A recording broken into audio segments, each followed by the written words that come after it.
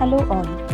Greetings from Global Talent International School. Being a teacher of GTIs, I am privileged to share the experience about the various workshops and field visits arranged by school for our students. School has a motto of enhance, explore and excel yourself not only in academics and sports but also in life skills. To keep this in mind, school took initiative to arrange life skill workshops in school for high school students.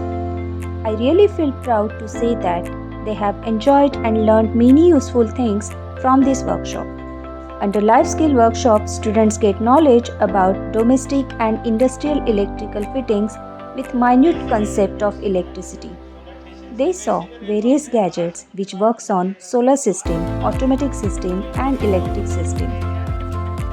They get extra knowledge to survive in outside world with confidence. The Prime Minister has spoken about the importance of making in India, and we feel this is the best way for school children to realize this.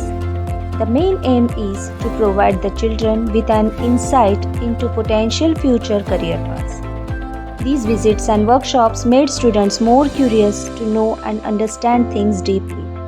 Students feel very pleased to being a part of such an activities.